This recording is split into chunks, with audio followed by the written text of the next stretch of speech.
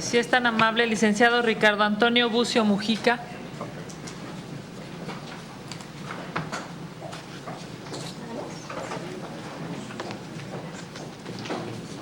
Adelante, licenciado, conforme al formato tendrá 5 minutos.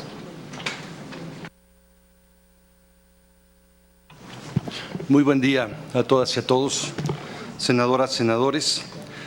Reconozco este proceso transparente como un signo democrático de una designación pública para garantizar la imparcialidad y la legitimidad del resultado.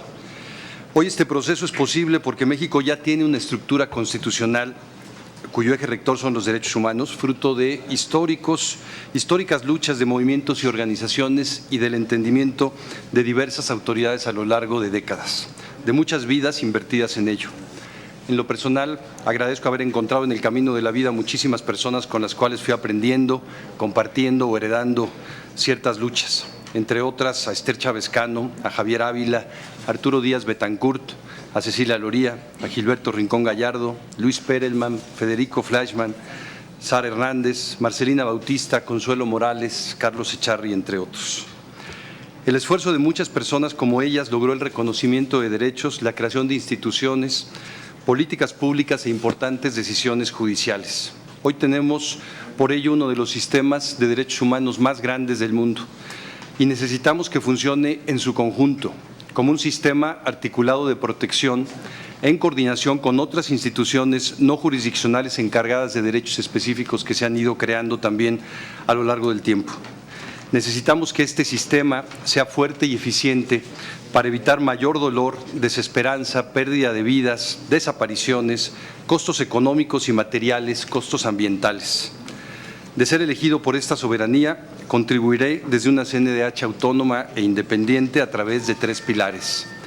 El primero, la prevención y la promoción. Nada beneficia más a las víctimas y a las autoridades que evitar que se violen los derechos humanos. Es el principio central que debe regir. Necesitamos una estrategia para ello mucho más amplia para que la CNDH colabore decididamente con las autoridades y la ciudadanía en transformar sus prácticas, sus normas y sus políticas. El segundo pilar, la atención y la protección. Nada sirve más cuando hay violaciones a derechos humanos que atenderlas y resolverlas con la mayor celeridad.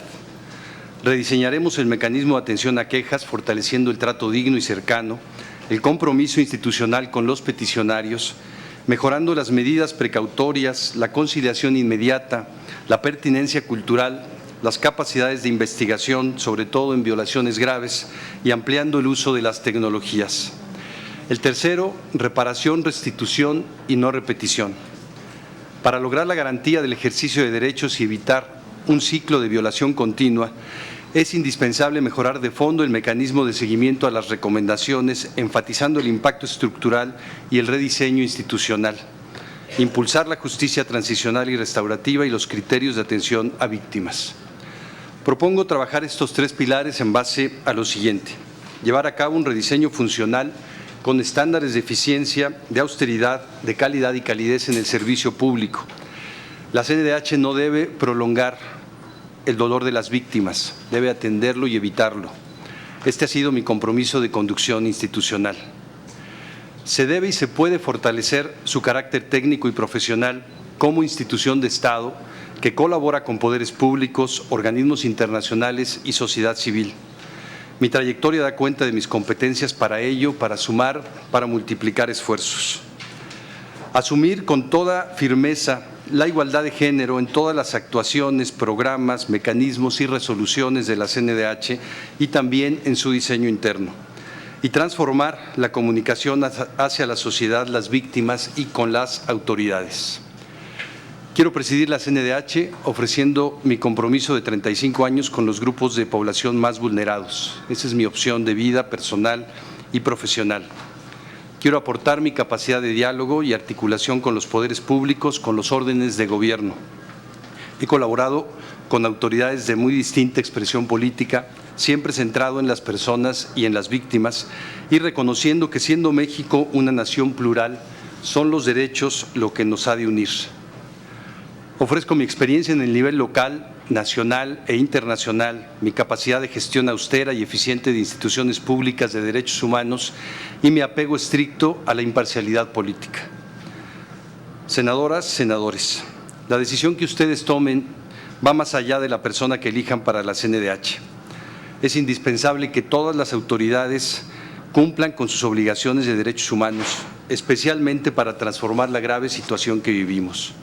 Es el momento de hacer realidad el texto constitucional. Ese será el punto de inflexión para México, que todas las autoridades en el ámbito de su competencia promuevan, respeten, protejan y garanticen los derechos humanos. México puede lograrlo y tiene en la CNDH un valioso instrumento en donde quiero y puedo aportar. Poner en el centro a las víctimas, a quienes viven mayor vulneración, fragilidad y pobreza, es el camino correcto de la reconciliación y la paz y es un poderoso antídoto contra la violencia. Muchas gracias. Muchas gracias, licenciado.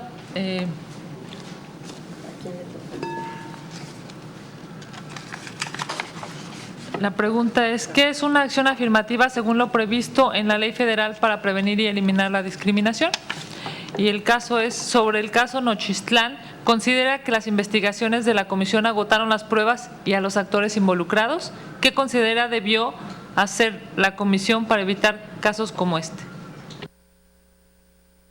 Primero, gracias. Las acciones afirmativas son determinaciones de las instituciones, sobre todo a nivel jurídico, a nivel legislativo y a nivel de las políticas públicas, para tratar de disminuir la desigualdad que existe para cierto grupo de población. Es una acción preferencial que tiene que tener un determinado tiempo para poder lograr que haya la disminución de la brecha. Digamos, la conocida por excelencia es la paridad de género en la representación pública. Creo que es la que mejores efectos ha tenido en México y necesitamos muchas así, siempre y cuando logren lo que pretende una acción afirmativa, que es transformar permanentemente la desigualdad, que no se requiera permanentemente esta acción, porque en realidad cuando se quitara se regresaría, digamos, a la desigualdad existente.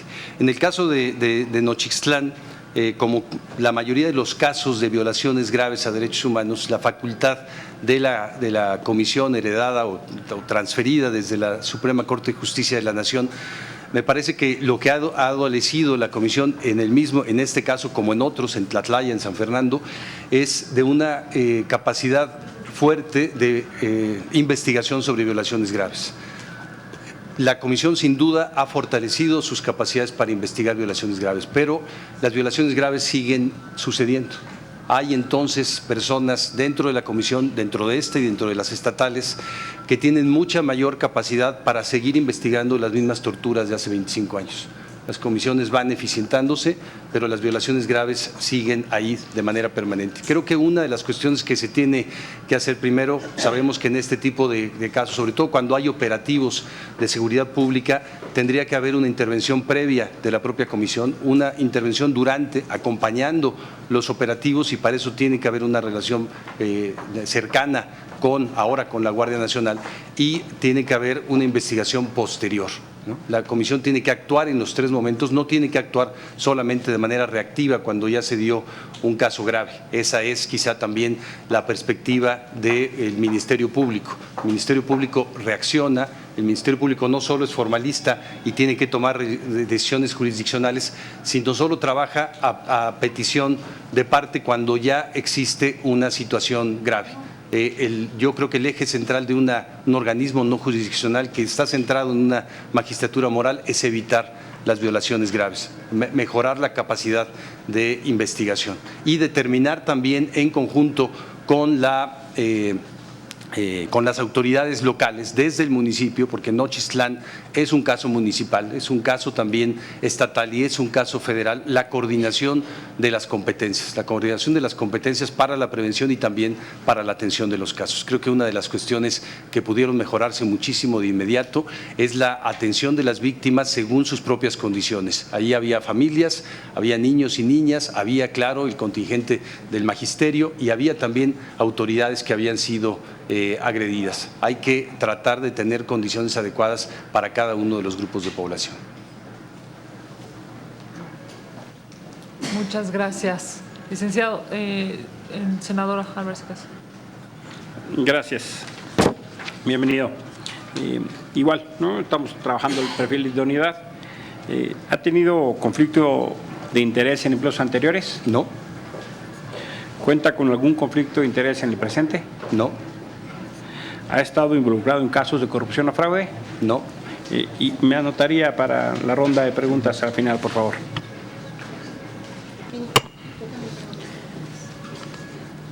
En cuanto a los factores de independencia personal, le pregunto, ¿cuenta con independencia político-partidista? ¿Es un aspirante que no compromete su actuación en función de una afiliación a algún partido político? No, no tengo nunca he tenido afiliación partidista.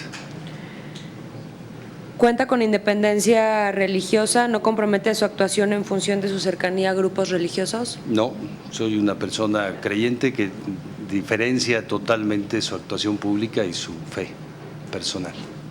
Gracias. Buenas tardes.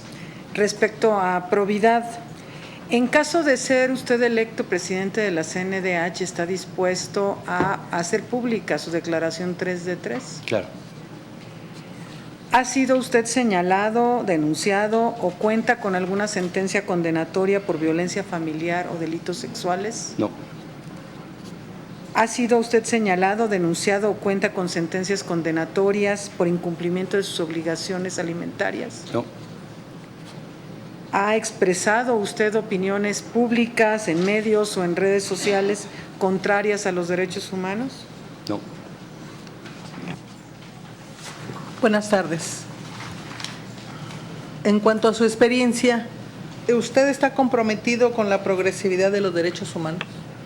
Sí, claro, no solo porque es un principio central de ellos reconocido constitucionalmente, sino porque es la única manera de que las autoridades vayan modificando un Estado-nación que fue construido desde una perspectiva en donde los derechos humanos no eran el eje rector. Hay que hacer una transformación legal y esa solo se puede hacer bajo el principio de progresividad. ¿Ha trabajado con víctimas de violaciones a derechos humanos? Sí, ¿Cuenta con alguna capacidad de diálogo con sociedades civiles, academias, colectivos o entre otros? hace 35 años trabajo en relación con organizaciones civiles y muchos años con academia también. Muchas gracias. ¿Cuánto?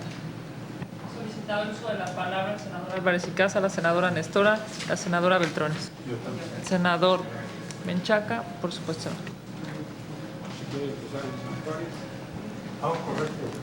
Gracias. Le quiero preguntar su opinión sobre los recientes acontecimientos de Culiacán, Sinaloa. ¿Considera usted que hizo bien el gobierno de la República, el presidente, el Gabinete de Seguridad, en determinar la suspensión del fuego, de la acción, para proteger los derechos humanos y la integridad física de los habitantes de Sinaloa? ¿O qué opina sobre que hubiese hecho uso legítimo de la fuerza, independientemente del costo y resultados que hubiesen tenido? ¿Ahí se estaría también en violación de derechos humanos o no habría violación de derechos humanos al estar repeliendo una agresión de grupos delincuenciales? Agradeceré sus respuestas. Son en bloque, ¿verdad? Sí.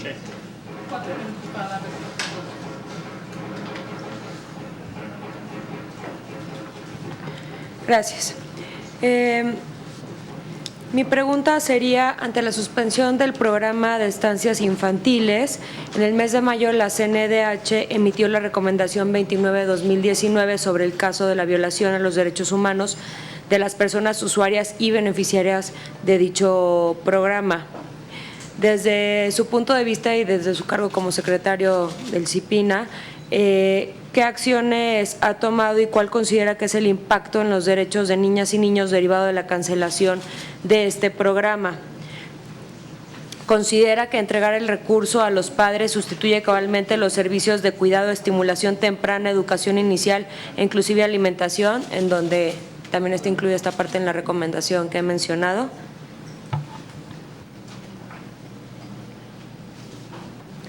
¿Qué tal? ¿Conoce alguna recomendación que haya hecho la CEDAW al Estado mexicano? ¿Y en qué sentido, por favor?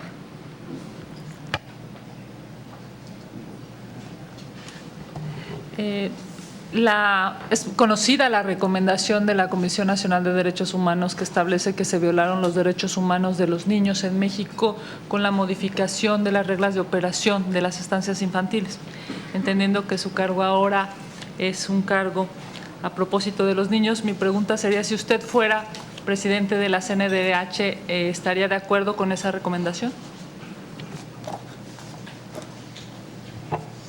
Doctor, buenas tardes. Yo le preguntaría dos cosas muy puntuales. Una, a veces se maneja el no haber participado en partidos políticos o en alguna entidad gubernamental como una ventaja, como ser bueno, y si alguien ha participado en un partido político o ha hecho ejercicios de su derecho humano de participar o tener la religión que decida, eso es malo. Entonces, ¿cuál es su punto de vista sobre que al ejercicio de un derecho humano como la participación política inhiba para participar en puestos de responsabilidad como la Presidencia de Derechos Humanos, punto número uno, y algo que lo pueda distinguir en el transcurso de los 35 años que manifiesta en esta actividad, que lo pueda diferenciar de los otros o de las otras participantes? Muchas gracias por su respuesta. Gracias. Igualmente, ya se ha hablado del problema de aceptación de las recomendaciones.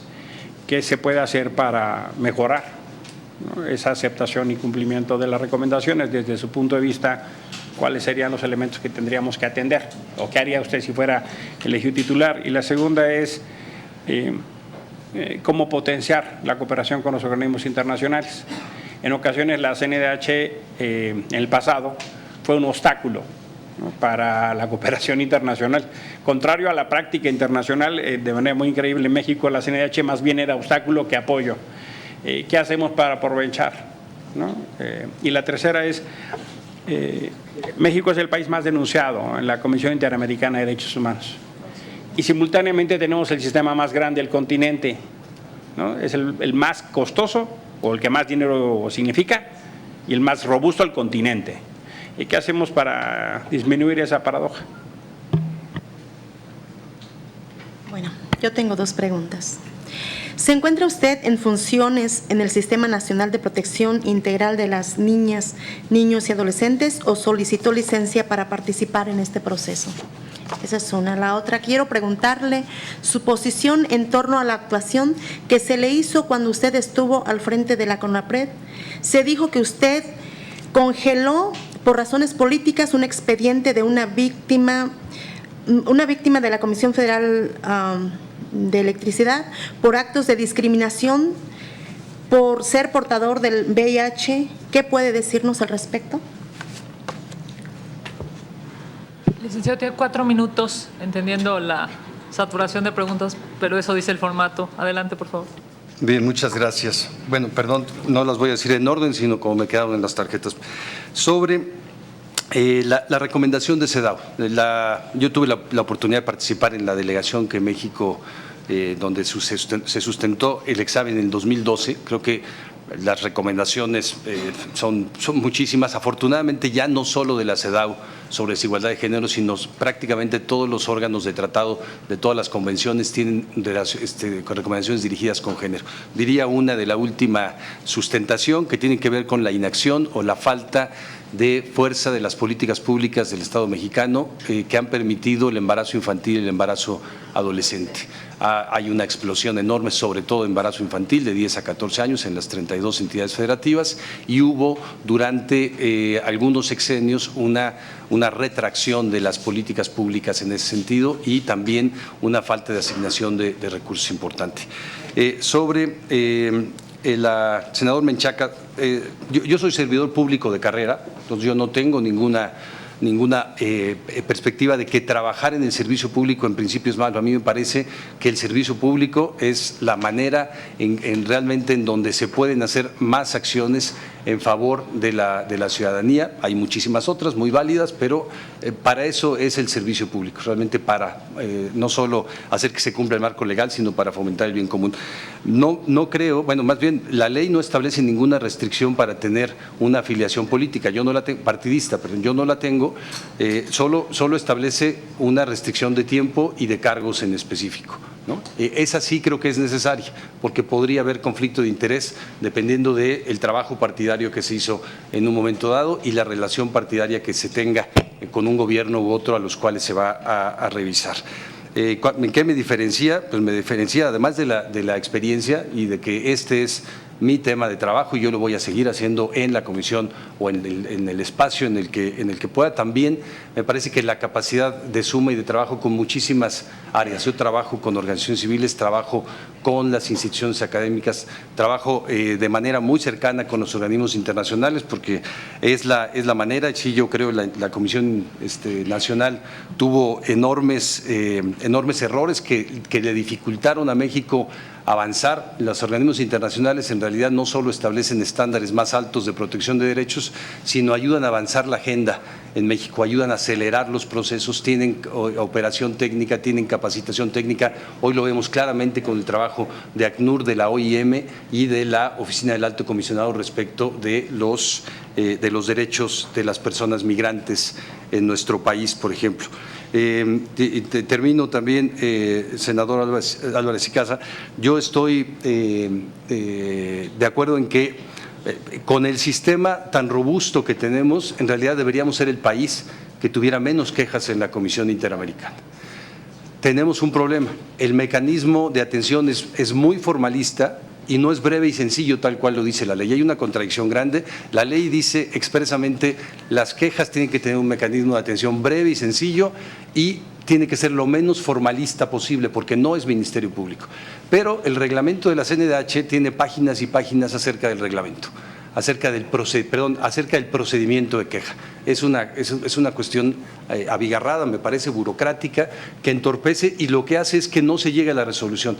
Ahora, la resolución de los casos no se llega también por situaciones políticas. Tenemos en México malos ejemplos de eso. Tenemos, por ejemplo, el caso Atenco. El caso Atenco se pudo haber resuelto en su momento, no tendría que haber pasado a instancias internacionales y no tendría que estar condenado hoy el Estado mexicano por la Corte Interamericana por no haber resuelto el tema aquí interiormente. Perdón, me tomo un momento más. Senadora Nestora, sobre tomé días de vacaciones del CIPINA, no estoy obligado a tomar licencia y además dentro de la administración pública, en el reglamento interno de la Secretaría no se puede tomar. No existe la figura de la licencia, digamos, ¿no? Como para el Poder Legislativo, pero sí tengo días de vacaciones para seguir este proceso. Y la resolución del expediente, ese expediente nosotros llevamos el caso y el caso se resolvió a favor del peticionario, se resolvió y hubo una restauración de los hechos a partir de la Comisión Federal de Electricidad y además una modificación de los lineamientos internos. Sí hacían el examen de VIH-Sida sin avisarle a las personas y en base a eso le rechazaban el empleo. Tuvimos miles de casos, entonces no recuerdo todos en particular, pero ese sí. Después el peticionario, el abogado del peticionario se quejó por la dilación, no por la resolución del caso. Senadora López Rabadán y senadora Silvana, sobre el tema de las estancias infantiles, me preguntaron dos cosas, pero una es, México tiene 8.3 millones de niños en edad de tener un centro de atención infantil, 8.3 millones de niños. De esos 8.3 millones de niños, 7 millones no tienen cobertura de ningún servicio de educación inicial, que es el caso. Entonces, y había ahí, de las 330,000 personas quizá que había en las estancias infantiles, hay 130,000 que ya no tienen el servicio, pero tenemos 7 millones más que están fuera de cobertura. Y no solo están fuera de cobertura de la estancia como tal, sino de todos los servicios ligados a la primera infancia. ¿Qué se hizo? Y la tendremos próximamente además a partir de una decisión que ustedes tomaron con la reforma al tercero constitucional. en la reforma del 15 de mayo se obligó a que el Ejecutivo emita una Estrategia Nacional de Primera Infancia. Esta va a estar emitida antes del 11 de noviembre de este año. Es una estrategia amplia que tiene 29 intervenciones, una de ellas son los centros de atención infantil y es una remodelación de la obligación del Estado. Yo no estoy de acuerdo en que transferir un recurso público cumpla con las obligaciones del Estado, en este ni en ningún caso, porque cuando solo se transfiere el recurso público a algún grupo de población, pero no se dan las condiciones para que haya las adecuadas, las garantías de los derechos sociales, en realidad se está transfiriendo la obligación del Estado, no se está transfiriendo el recurso público. México necesita un sistema muy amplio de centros de atención infantil en donde haya una clara responsabilidad del Estado. Eso lo estamos trabajando ahora también con el Instituto Mexicano del Seguro Social. Necesitamos otro modelo. Creo que ese modelo sí tenía problemas importantes, pero necesitamos no solo un modelo más amplio, más robusto y más integral, sino un modelo que vaya a la cobertura de los 7 millones de niños y niñas que están fuera de este rango, de estos servicios, que tienen la menor asignación de presupuesto público en todos los rangos de edad. Son en total de 0 a 6 años en primera infancia, tenemos 12.5 millones de personas que reciben el 0.06% del Producto Interno Bruto. Y que tienen el mayor grado de pobreza extrema en las 32 entidades federativas y las mayores carencias sociales medidas por el Coneval, las 6 en las 32 entidades federativas. Es una emergencia la situación de primera infancia en lo general. Y yo creo que el caso de las estancias lo que ha ayudado también es a ponerlo en la mesa del debate público, el debate legislativo y de la acción que tienen que tener las instituciones públicas y que tiene que llevar a una revisión presupuestal, forzosamente, una redistribución presupuestal. Derechos humanos son presupuesto. Si no son presupuesto, son criterios, digamos, que no son expresiones de ley. Termino, con un tema. Yo decía al final de mi intervención que lo más importante, claro que la decisión de la CNDH es muy relevante, pero lo más importante es que todas las autoridades cumplan con sus obligaciones en materia de derechos humanos. Y yo creo que un gran pendiente de la reforma constitucional es hacer una ley reglamentaria del párrafo 3º del artículo 1º.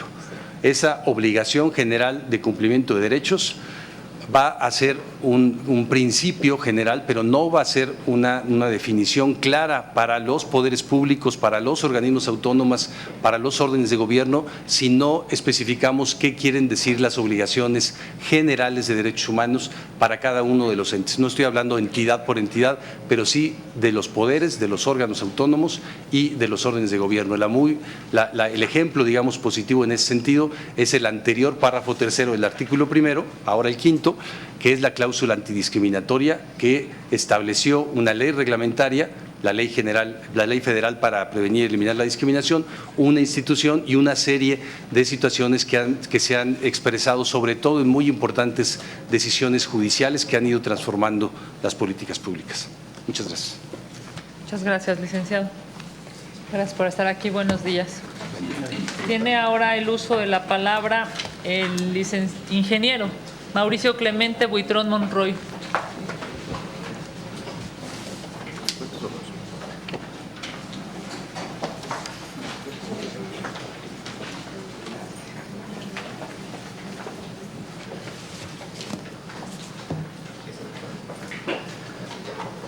Buenas tardes. Adelante, ingeniero, tiene 5 minutos. Buenas tardes, licenciado Menchaca, buenas tardes, Chicasa, buenas tardes a todos los senadores y las personas que están presentes aquí. Es para mí un honor intentar llegar a presidir la Comisión Nacional de los Derechos Humanos por la gran cantidad de vulnerabilidad que tenemos en nuestro país. Como acertadamente comentaban hace rato, México está en el primer lugar en América, de acuerdo a Amnistía Internacional, en la vulneración de los derechos humanos. Igual empatados con Venezuela, que tiene unos problemas económicos, sociales y políticos muy fuertes. Nosotros tenemos que subsanar todo ese panorama, pero me voy a ir al grano. ¿Qué es lo que está pasando actualmente en la Comisión Nacional? La mayoría de las quejas se generan en el sector médico, en el sector salud, más del 50% son los que generan las quejas en el sector salud. Después viene otra parte muy importante, el abuso de autoridad y las detenciones arbitrarias.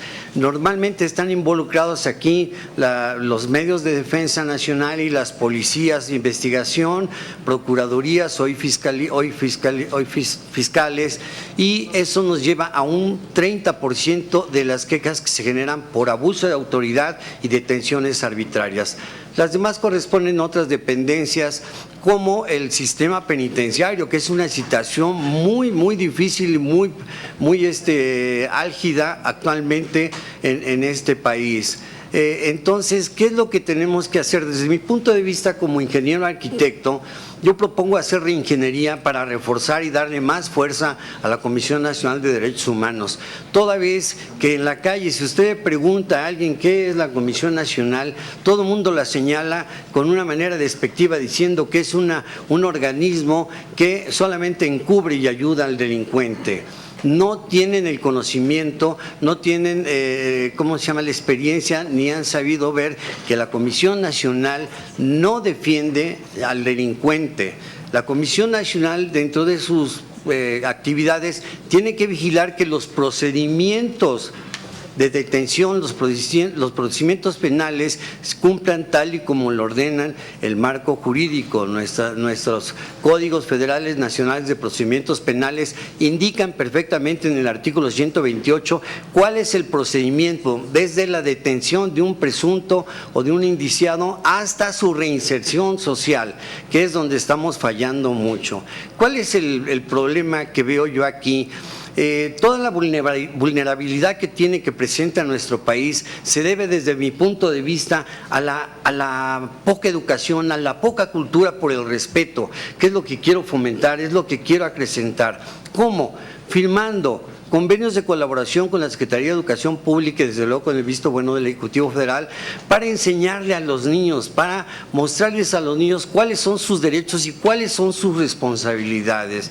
Si nosotros preparamos al niño hoy, lo educamos hoy, mañana no vamos a castigar al hombre. Eso es lo que necesitamos hacer urgentemente, reeducar, procurar que nuestros niños crezcan dentro de un marco legal, de armonía, de responsabilidad y de respeto, y que entiendan que el derecho de nadie está por arriba del derecho de nadie. Este trabajo es muy importante para mí, empezar a hacerlo, para que las generaciones futuras podamos tener menos problemas en la Comisión Nacional de los Derechos Humanos. ¿Sí? Es para mí bien importante esta situación. Lo mismo al estar en medio, la Comisión Nacional, de lo que es el Estado en cualquiera de sus tres órdenes y la sociedad o los gobernados, es una situación muy difícil. Debemos de mejorar el sistema. Yo, como ingeniero arquitecto, puedo rediseñar y ordenar y hacer más funcional la cuestión administrativa, y como ingeniero puedo reestructurarle y darle más fuerza con mayor eficiencia a los resultados que hoy en un porcentaje muy alto quedan a la deriva. Entonces, con el apoyo del Senado de la República, con el apoyo de ustedes, podemos acrecentar la autoridad para que realmente la Comisión Nacional de Derechos Humanos pueda castigar al servidor público que esté vulnerando los derechos de cualquier ciudadano o extranjero aquí en el país. Ese es uno de los preceptos fundamentales que tengo, el respeto a la vida, a la libertad y a la igualdad. Tratar lo mismo a un indigente, que a un indígena, que a una persona con SIDA, que a un adulto mayor, a un discapacitado, que tenga el derecho de un derecho urbano a la ciudad, de poder ingresar, accesar a todos los sitios, al transporte público, a la justicia. Y ese es mi precepto fundamental. Como ingeniero arquitecto quiero hacer esa reingeniería para darle mayor fuerza a la comisión. Gracias. Gracias, ingeniero. La pregunta de las organizaciones es: ¿cuál es su valoración sobre la política de austeridad implementada por el gobierno federal? Y el caso práctico es: el Ejecutivo Federal ha expresado en distintas ocasiones su escepticismo hacia el trabajo de la CNDH. En este sentido, ¿cómo considera que debe ser la relación entre la CNDH y el gobierno federal, y qué acciones emprendería en su primer trimestre en caso de llegar a ser electo? Sí.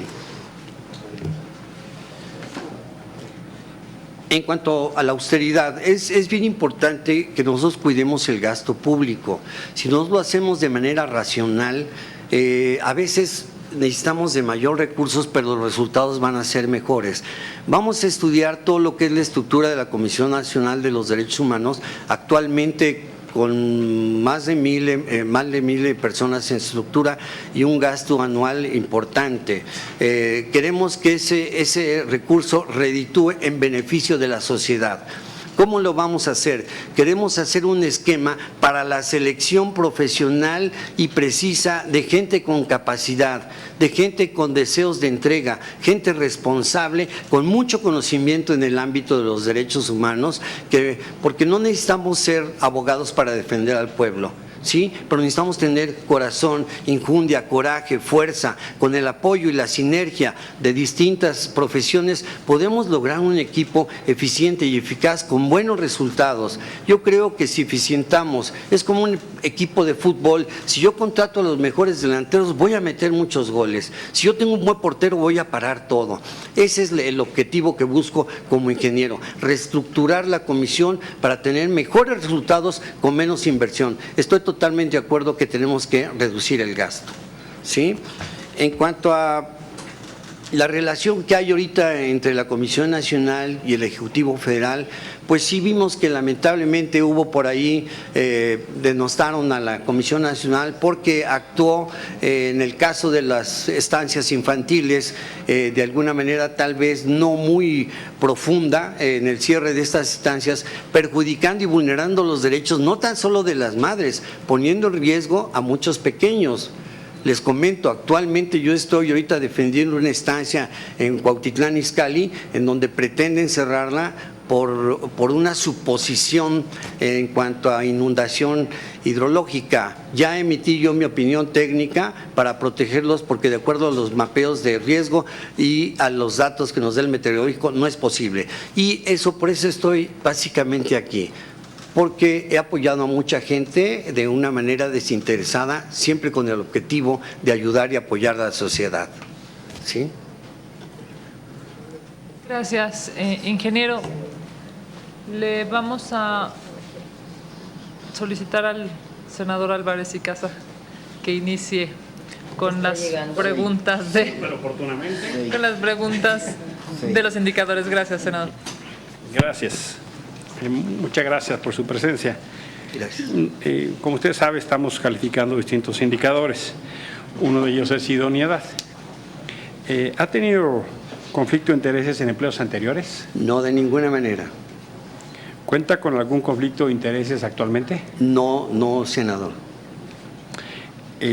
¿Está o ha estado involucrado en casos de corrupción o fraude? Jamás, estoy totalmente en contra. Gracias por sus respuestas. Buenas tardes. Buenas tardes. De acuerdo a los factores de independencia personal, le pregunto, ¿cuenta con independencia político-partidista? ¿No compromete su actuación en función de alguna afiliación partidista o trabajo anterior? No, no cuento con ninguna afiliación partidista. Lo que me mueve, el emblema es mi patria, es mi gente. Lo heredé, me lo enseñaron mis padres y lo quiero poner en práctica. ¿Cuenta con independencia religiosa? Totalmente. Respeto el derecho que tiene la gente de elegir su religión. Gracias. Gracias. Quiero preguntarle, en el caso de que se le nombrara por el Senado titular de la Comisión de Derechos Humanos, presentaría o ha presentado ya antes también su declaración de 3 de 3, su declaración patrimonial de intereses y fiscal.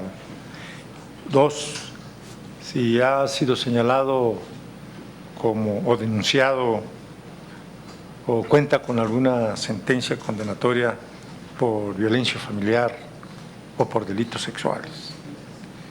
Si ha sido señalado, denunciado, cuenta con sentencias condenatorias por incumplimiento a sus obligaciones alimentarias. Gracias por sus respuestas. Gracias, senador. Sí, quien nada debe, nada teme. Soy absolutamente de acuerdo que presentemos la declaración 3 de 3. Definitivamente se me hace una manera muy sana y limpia de manejarnos como servidores públicos. En cuanto a las sentencias, jamás he estado involucrado en ningún delito. Tal vez en alguna ocasión en los incidentes de tránsito que tenemos, a veces chocamos, eso no lo podemos evitar, pero nada más. En cuanto a la tercera pregunta, que era… sobre si no ha habido incumplimiento. No ha habido de ninguna manera, cumplo con mi responsabilidad en cuanto a la Secretaría de Hacienda y cumplo con mi responsabilidad como ciudadano, siempre tratando de defender y preservar el principio del respeto a los reglamentos y a las normas y a las leyes. Por eso quiero enfocarme a los pequeños. Pero la pregunta es que si usted no tiene problemas, sentencias condenatorias por incumplimiento de obligaciones alimentarias. Esa era la Perdón, última pregunta. no, de ninguna manera. Gracias. Buenas tardes. En Buenas cuanto tardes. a su experiencia, Sí. le pregunto, ¿usted está comprometido con la progresividad de los derechos humanos? Por supuesto, ¿Sí? ¿Ha trabajado con víctimas de violaciones a derechos humanos? sí. ¿Sí? ¿Cuenta con capacidad de diálogo con la sociedad civil, academia, colectivos o algunos otros? Claro, de hecho ellos son los que me señalaron y ellos son los que me pusieron aquí. ¿Usted cuenta con alguna imparcialidad respecto a familiares y amistades cercanas, que su forma de actuar sea independiente e imparcial respecto a la influencia de quienes lo rodean? Respeto la imparcialidad, básico para mí. ¿Es cuánto? Gracias.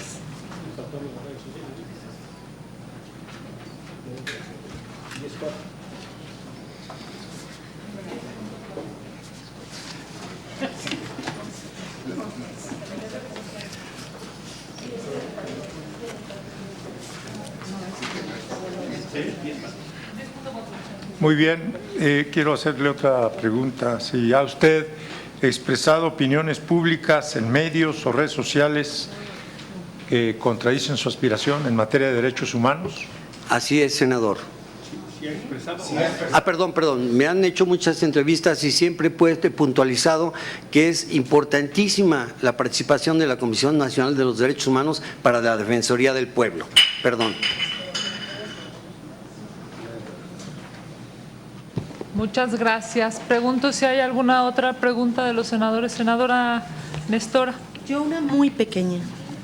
¿Cómo se vincula su labor en la última década a los derechos humanos? Gracias. Sí, mire, yo… Perdón. Perdóneme, ingeniero, nada más. ¿Alguien más desea hacer una? Senador. Ingeniero, buenas tardes. Buenas tardes. ¿Podría compartir con nosotros un hecho relevante en la defensa de derechos humanos que signifique su vida? Muchas gracias. Si no hubiera más preguntas, ingeniero, le pediríamos pueda, con esta intervención de máximo 4 minutos, podamos dar por concluida su comparecencia. Quisiera agradecer al doctor Navarro por su presencia, integrante de la comisión y presidente de la Comisión de Salud. Adelante, ingeniero. Sí, respondiendo aquí a la senadora Nestora, efectivamente, por mi carrera, por mi formación, yo soy originario de Jilotepec de Abasolo, entonces Estado de México, en donde hay 2 etnias ahí muy fuertes, las mazahuas y los otomíes. Los primeros asentamientos en la República Mexicana fueron precisamente en mi pueblo, en Jilotepec y en Mameni, en San Luis Potosí. Entonces tengo un contacto directo mucho con las comunidades indígenas del país y por mi labor como ingeniero arquitecto, constructor, proyectista, calculista y perito en obra, tanto en la Ciudad de México como en el Estado de México, tengo mucho contacto con el albañil, con la mujer de limpieza, con el cargador, con el surtidor. Todo ese contacto que he tenido con esta gente me ha enriquecido ¿cómo decirles?, la responsabilidad de siempre prever y mejorar su nivel de vida, cultural y económico, por supuesto. Entonces, yo he tenido mucho contacto, yo tuve la oportunidad de visitar ciudades perdidas de pequeño con mi padre, que lo acompañaba yo, que era muy querido y respetado porque él siempre defendió, a pesar de que era contador, defendía a la sociedad, no a las clases más vulnerables. Yo lo aprendí y lo viví, ahí lo sentí, lo palpé. Y eso es en cuanto a cómo es que tengo contacto con las clases más vulnerables, ¿no? En cuanto a lo que comentaba el senador, a partir de que yo he sido perito de obra aquí en la Ciudad de México, director responsable de obra, he recibido muchas solicitudes de apoyo de la gente que antes de los sismos y después de los sismos me pidieron que yo revisara sus edificios, sus escuelas, sus iglesias, sus mercados inclusive, y lo hice de una manera desinteresada, sin cobrar ningún honorario, que fue lo que realmente la gente dijo: este señor sí nos apoya, este señor sí nos defiende. A todos les di certidumbre, revisé muchas casas de gente con niveles socioeconómicos muy bajos que no tenían la capacidad de pagar los honorarios de un dictamen técnico o de una opinión técnica.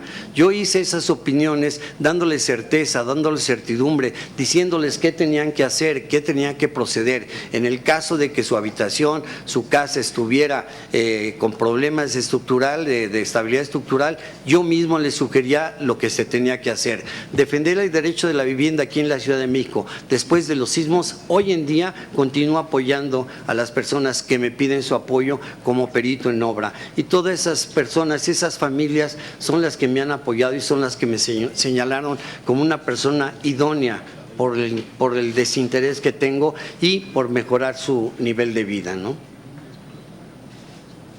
Muchas gracias, ingeniero, por estar aquí esta mañana, esta tarde ya. Sí. Muchas gracias. Tiene ahora el uso de la palabra el licenciado Alejandro Carvajal González. Con permiso. Es usted un placer, senadora. Me encanta. Soy político. Ya viene. Bueno.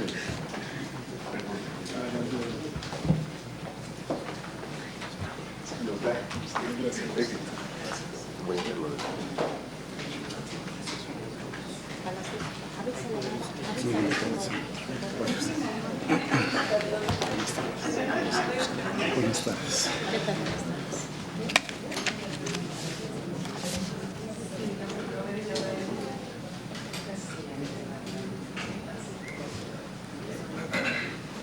Muchas gracias. Al contrario. Bienvenido, licenciado. Tiene usted, conforme a la convocatoria, 5 minutos. Adelante, por favor. Muchas gracias. Muy buena tarde. Saludo respetuosamente a las senadoras y senadores integrantes de las Comisiones Unidas de Derechos Humanos y de Justicia, en particular a la presidenta Kenia López Rabadán, muchas gracias. Y procedo a entrar en materia. Desde los inicios de mi trabajo con la comunidad, siempre me he caracterizado por fomentar, proteger e impulsar los derechos humanos.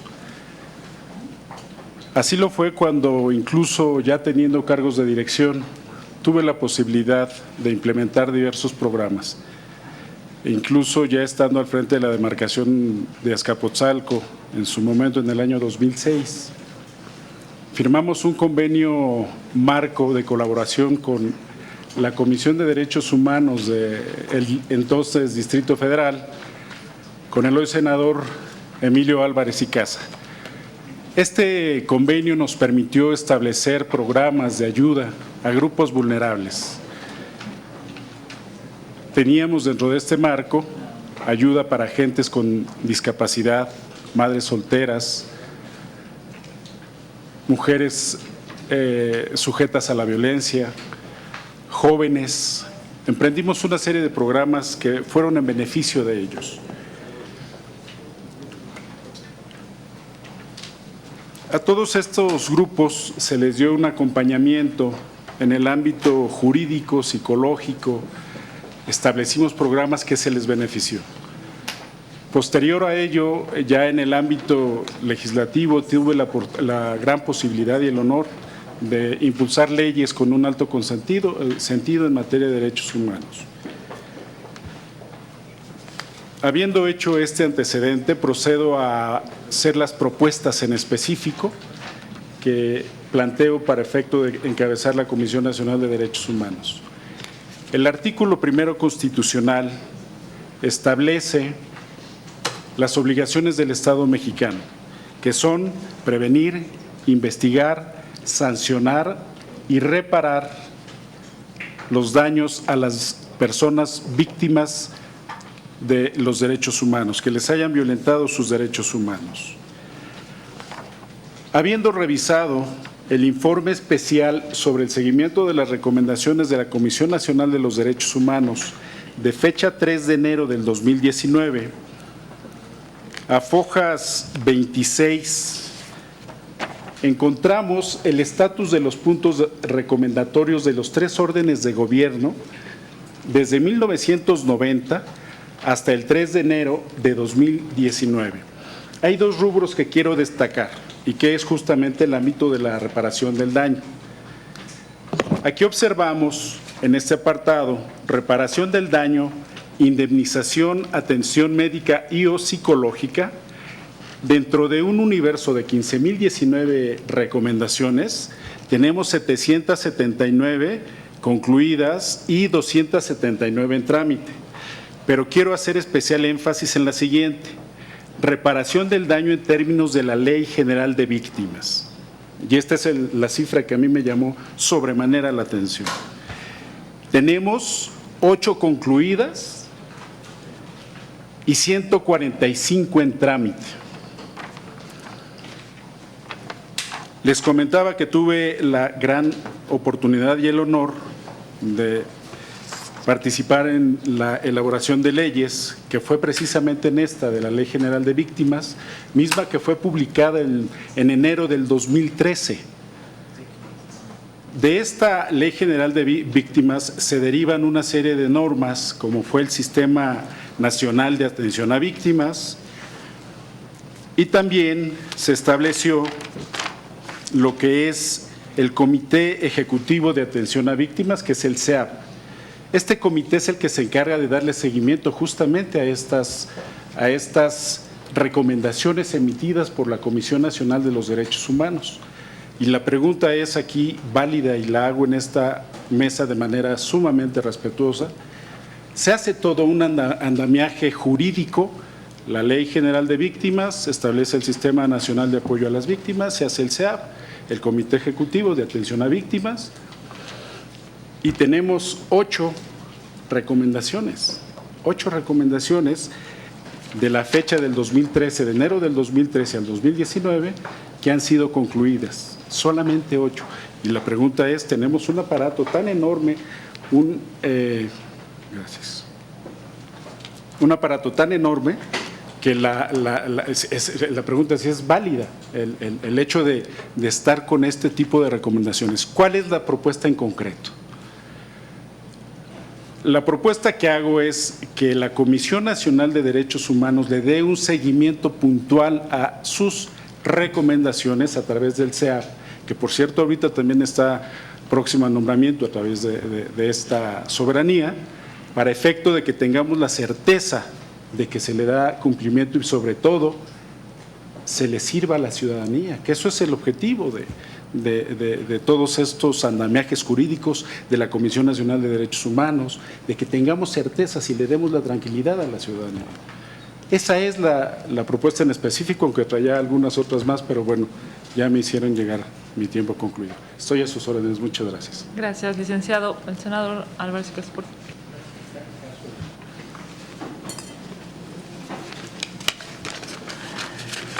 Vamos a hacer, conforme al formato, una pregunta y un caso enviado por las organizaciones. Licenciado Carvajal, sí. ¿Qué opina de la situación de las personas desaparecidas en México? Es la pregunta y el caso. Ante las políticas que no garantizan la seguridad e integridad de las personas migrantes, ¿cuáles son las acciones que emprendería como presidente de la comisión para protegerlas y cuáles recomendaciones formularía y a qué instancias? Precisamente dentro del marco del Día Internacional de la Desaparición de Personas, el 30 de agosto de este año, el presidente de la República, Andrés Manuel López Obrador, reconoció al Comité contra la Desaparición de Personas, dependiente de la ONU, de la Organización Nacional de las Naciones Unidas, circunstancia que tenía varios años, varias administraciones que no lo habían reconocido. Y eso nos da margen, nos da la posibilidad de que ahora podamos tener relatores de la ONU, incluso aquí en el país, para efecto de que vean esta parte de la desaparición forzada. Una de las propuestas que trae, y qué bueno que sale a colación, es que nosotros nos sumemos como Comisión Nacional de Derechos Humanos a la agenda federal, porque se estableció derivado de esta propuesta, de este reconocimiento, hacer una invitación formal al comité para el segundo semestre del año 2020, en donde proponemos que la Comisión Nacional de Derechos Humanos desde este momento se sume a la agenda. El último informe del entonces secretario de Gobernación del año pasado, en agosto del año pasado, refería un promedio de 37,000 gentes desaparecidas. Desafortunadamente, más o menos desafortunadamente, esta gente no se sabe dónde está y qué estamos haciendo al respecto. De manera específica, incluso nosotros, de manera personal, yo conozco gente que ha desaparecido. Se fue a trabajar al noreste de la República, Omar Cerecedo y Jorge Miranda, abogados ambos. No regresaron. ¿Qué vamos a hacer al respecto? Mi propuesta es esa, sumarnos desde este momento para efecto de que nos sumemos a esta agenda con el gobierno federal y con el Comité contra la Desaparición Forzada de Personas. Eso sería en concreto. Gracias. Senador Álvarez y Casa y senadores. Gracias. Hemos venido trabajando algunas preguntas de perfil. Entonces me corresponde preguntarle a usted, ¿ha tenido conflicto de intereses en empleos anteriores? Ninguno, senador. ¿Cuenta con algún conflicto de intereses actualmente? Ninguno. ¿Ha estado involucrado en casos de corrupción? No. Gracias. Me reservaría una pregunta al final. Gracias. En cuanto a los factores de independencia personal, le pregunto, ¿cuenta con independencia político-partidista? ¿No compromete su actuación en función de una afiliación partidista? Actualmente no estoy afiliado a ningún partido. Orgullosamente he militado en partidos, es cierto. Es un pasado que no voy a negar. Sin embargo, hoy todo mi esfuerzo y mi energía está en conseguir encabezar la Comisión Nacional de Derechos Humanos, lo cual me obliga a ser totalmente imparcial. ¿Cuenta con independencia religiosa? Sí. Gracias.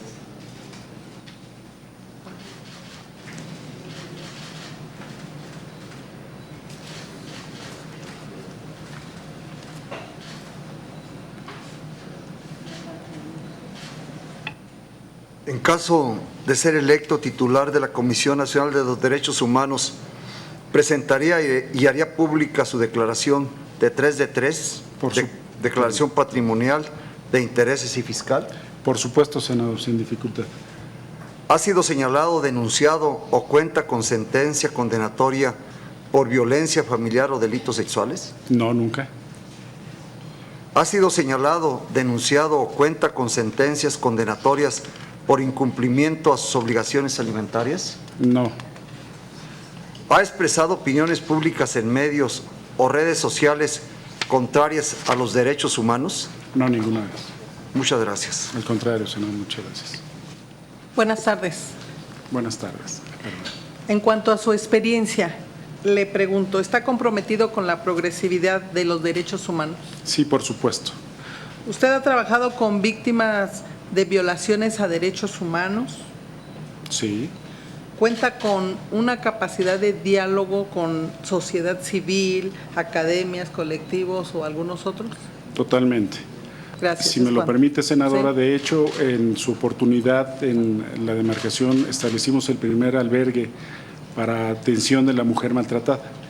Uno que fue punta de lanza en la Ciudad de México, lo cual, bueno, fue muy bueno porque allí es donde se involucraba y se les daba un acompañamiento de manera integral a la mujer y a su familia en función de la violencia.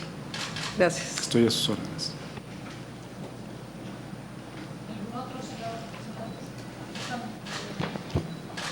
Muchas gracias. Le quiero preguntar para usted cuáles son las principales autoridades que violan los derechos humanos en nuestro país y ¿qué hará usted frente a las autoridades que no acatan, que no observan, que no aceptan las recomendaciones de la Comisión Nacional de Derechos Humanos?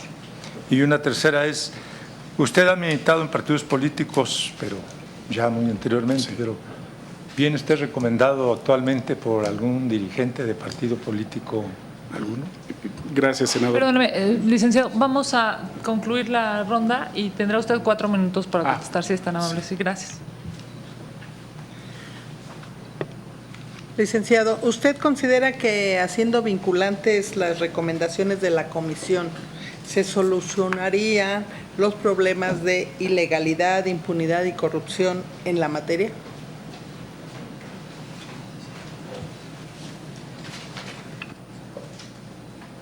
Gracias.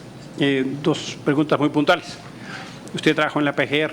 Es correcto. ¿No? Usted fue titular de la unidad especializada para la investigación de delitos contra el ambiente y previstos en leyes especiales. Sí. Y posteriormente integró el equipo de asesores del Procurador General de la República. Es correcto. Entonces, en función de esa experiencia, ¿cuál debería ser la relación de la CNDH con la Fiscalía? Digamos, hay un tema, ¿no?, de la cantidad de denuncias que hay hacia la PGR. Es correcto. Entonces, ¿cuál debería ser la relación? Y la segunda es, ¿qué sentido le daría la facultad de investigación de violaciones graves de la CNDH en el caso de los 14 civiles que fueron muertos en el supuesto enfrentamiento en la ciudad de Tepochica, en Guerrero, recientemente? Por su respuesta, muchas gracias. Gracias. Yo solamente quiero preguntarle su posición sobre una denuncia penal en su contra cuando era jefe de la delegación en Azcapotzalco por la comisión de delitos como falsedad de declaraciones a una autoridad judicial. Y la otra, ¿qué acciones de inconstitucionalidad conoce que ha promovido la CNDH? ¿Hay alguna que considere necesario promover? Gracias. Gracias. Licenciado, de mi parte solamente preguntarle, mencionó usted que había tenido un convenio de colaboración cuando, de hecho, el senador era ombudsperson de aquí, de la Ciudad de México, como jefe delegacional en aquel momento. Yo fui legisladora, no recuerdo muchos. ¿Se acuerda usted, además de usted, quién más presentó algún convenio de esa materia? Sí, gracias.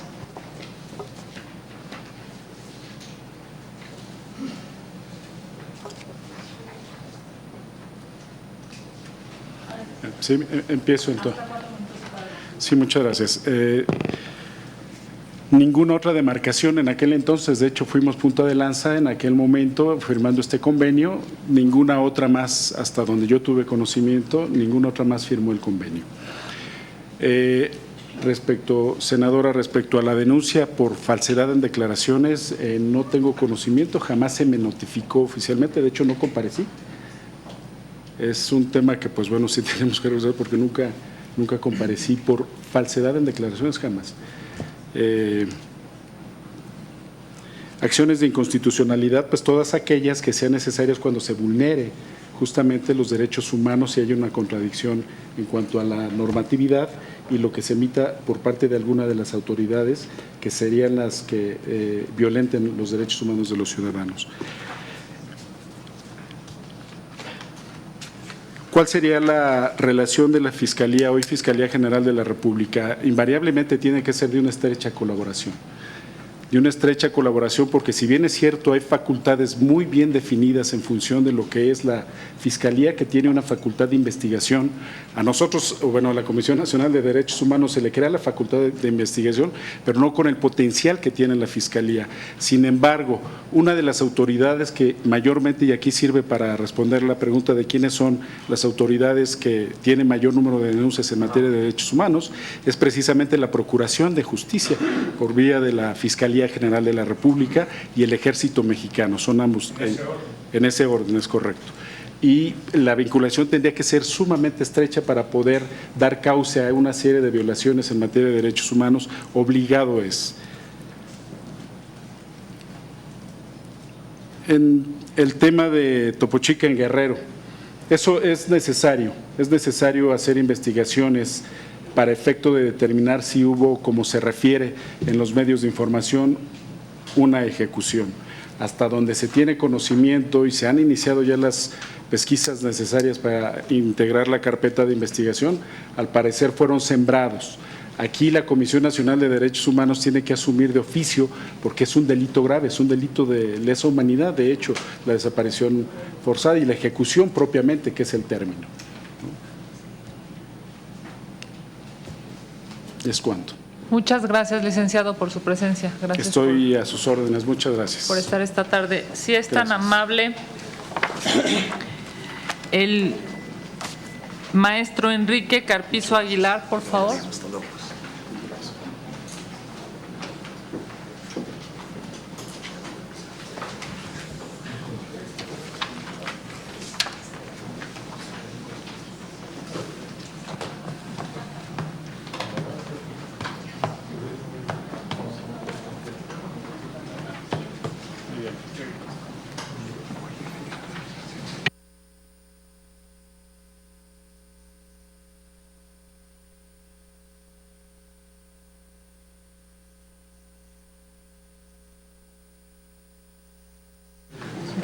Bienvenido, maestro Enrique Carpizo Aguilar. Si es tan amable, conforme al formato aprobado, tiene usted hasta 5 minutos. Adelante.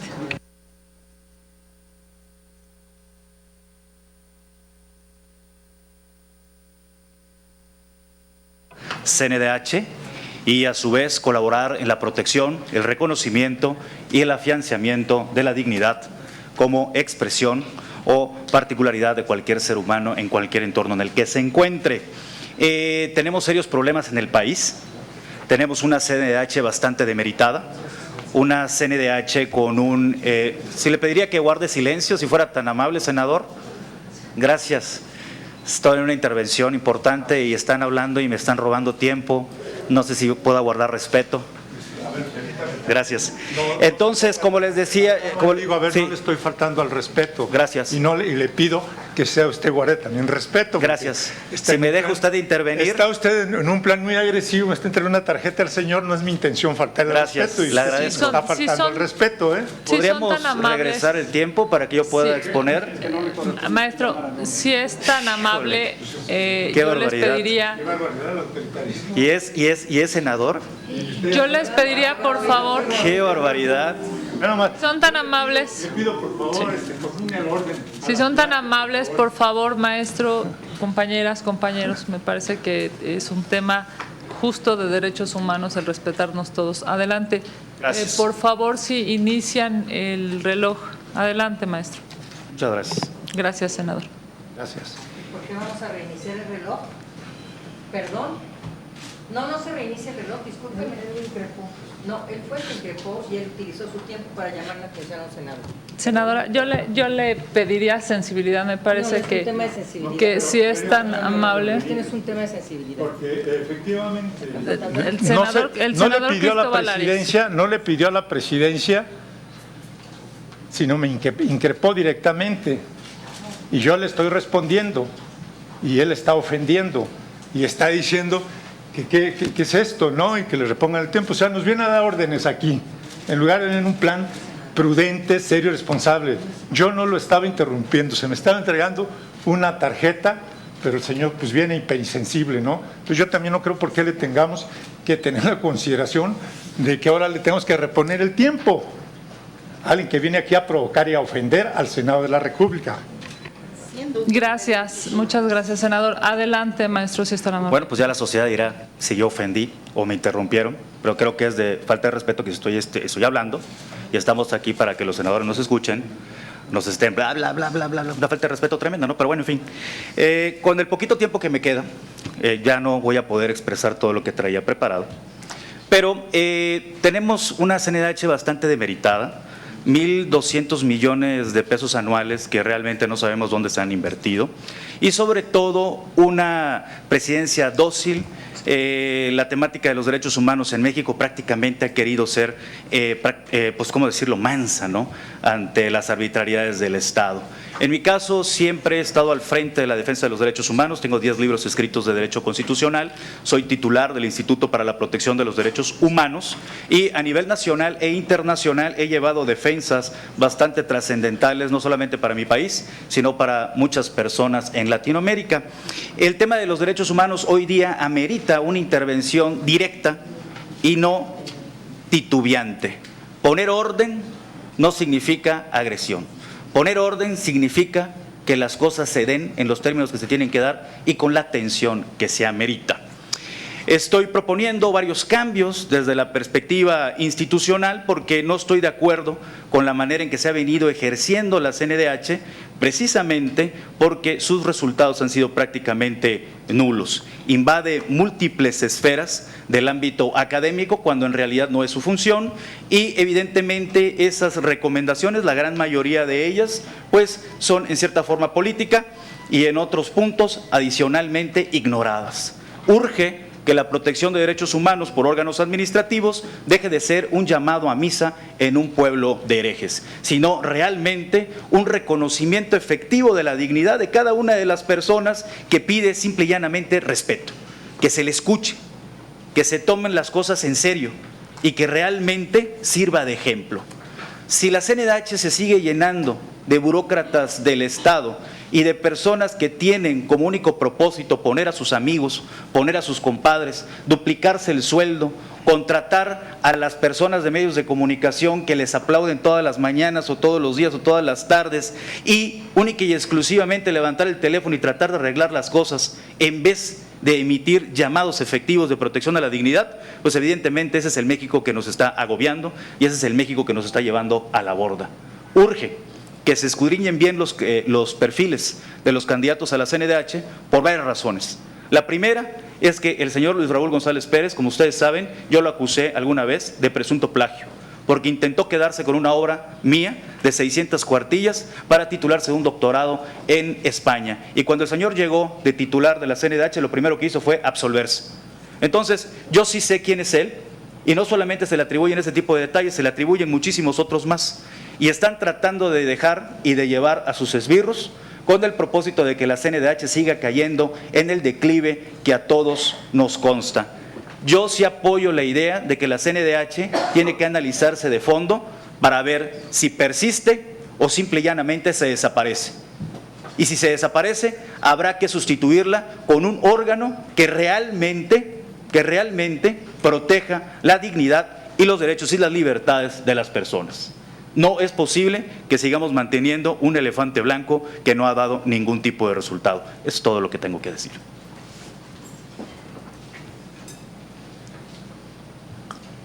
Gracias, licenciado. Vamos a hacer la pregunta y el caso correspondiente remitidos a este cuerpo colegiado por las organizaciones de la sociedad civil. La pregunta es, ¿qué es una medida de nivelación según lo previsto en la Ley Federal para prevenir y eliminar la discriminación? Y el caso es, el Comité contra la Desaparición Forzada de la ONU ha externado su preocupación por el caso de Daniel Ramos Alfaro y la manera en que la CNDH ha investigado las violaciones a derechos humanos que se cometieron en su contra. ¿Qué opinión le merece que la comisión esté intentando cerrar este caso? Bueno, como ustedes saben, la gran mayoría de las decisiones en este país, desgraciadamente, tratándose de instancias protectoras de los derechos humanos, se politizan. Entonces hay que agradecer el nombramiento. Y para agradecer el nombramiento hay que congraciarse a través de sus funciones. Entonces, cuando existen intereses detrás y cuando en un momento dado las presiones políticas conllevan a quererle cobrar la designación a esa persona, es entonces que pasan este tipo de detalles. Un caso jamás se puede cerrar si no se ha investigado correctamente y si no se han dado las alternativas, cuando menos hipotéticas, de qué es lo que procede con respecto a su fondo. En México, tal parece que hay varios tipos de palabras que inmediatamente le brindan un carpetazo a cualquier reclamo ciudadano. Y fue el narco, fue la delincuencia organizada, seguro tenía nexos con alguien más o tenía mala fama.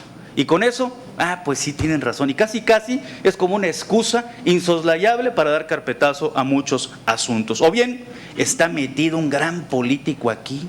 Por favor, no toques ese caso. Y eso es lo que ha llevado a la CNDH al punto en el que se encuentra ahora. No solamente hay ese caso, hay una persona que acaba de hacer una denuncia histórica ante la CONAPRED, que ya fue admitida, en contra del titular de la CNDH por discriminación. Y las cuestiones que tienen que ver con la nivelación en la propia CNDH a nivel interno no se han tomado en cuenta.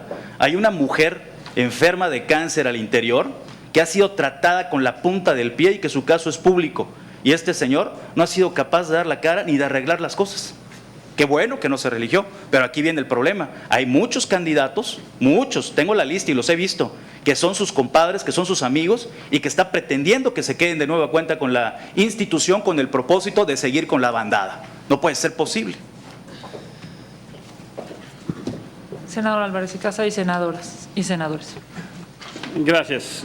Como es de su conocimiento, tenemos una serie de indicadores. En materia de idoneidad, le pregunto, ¿ha tenido conflicto de intereses en empleos anteriores? Ninguno.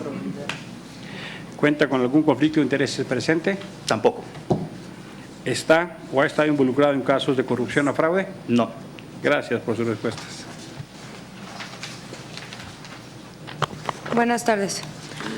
En cuanto a los requisitos de factores de independencia personal, le pregunto, ¿cuenta con independencia político-partidista para no comprometer su actuación en función de una afiliación partidista o trabajo anterior? Totalmente. ¿Cuenta con independencia religiosa? Sí. Gracias.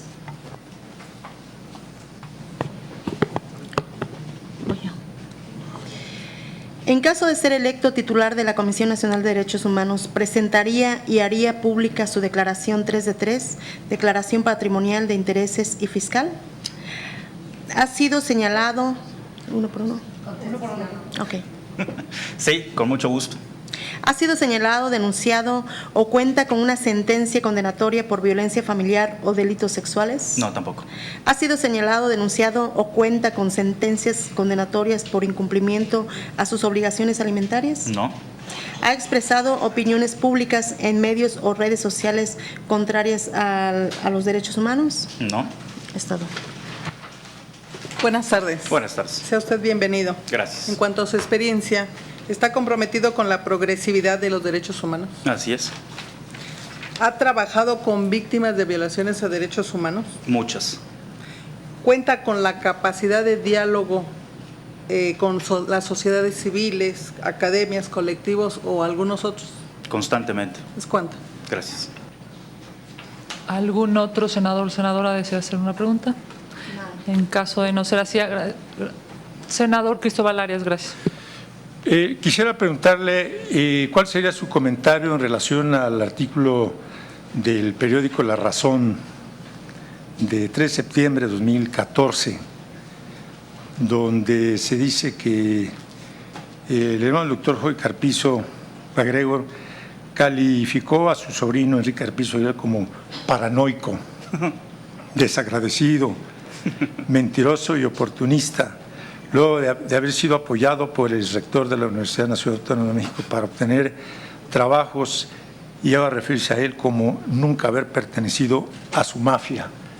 Y dos, preguntarle, ¿usted entonces considera que está total y absolutamente deteriorada, como afirmó la Comisión Nacional de Derechos Humanos? ¿Qué está, perdón? ¿Qué, perdón? Totalmente deteriorada, como afirmó la actual comisión, y que es un incompetente el titular de la misma. Bueno, no tanto como decirlo sí.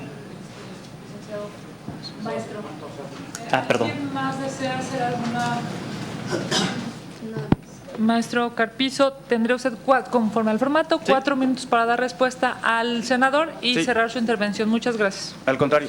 Mire, con respecto a la primera, pues prácticamente opino lo mismo que opinaría usted de lo que dicen públicamente de usted. Pues son opiniones, ¿no? Cada quien tiene derecho a opinar lo que considera.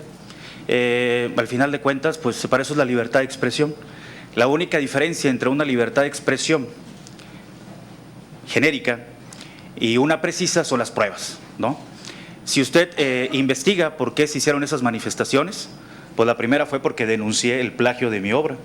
Y cuando denuncié el plagio de mi obra, fueron y presionaron a un pariente para que firmara una carta en mi contra, porque había de por medio unos terrenos en Cuernavaca, que si no se hacía eso para grillarme, pues esos terrenos no iban a ser comprados por la UNAM y eran unos terrenos millonarios.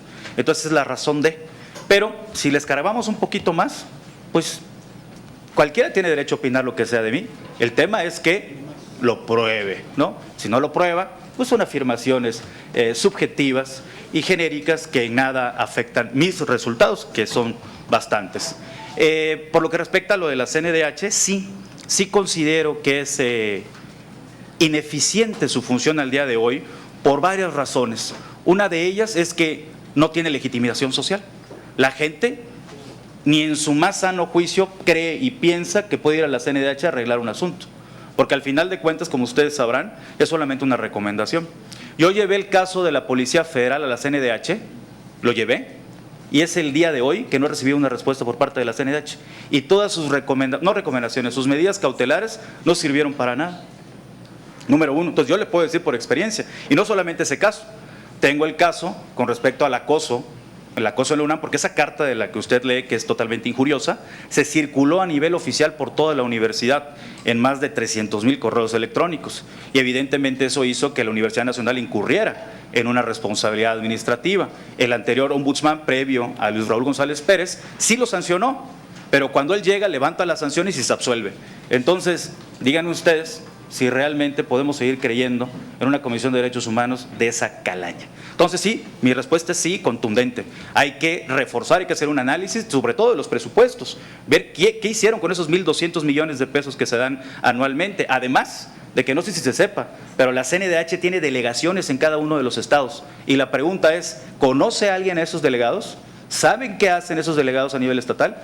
Por lo general nadie los conoce. Entonces es un derroche y un despilfarro de dinero que realmente tiene que entrar alguien que ponga orden, que no esté al vaivén ni de la política ni del compadrazgo, sino que lo que es y se haga en favor de la ciudadanía. Que es todo.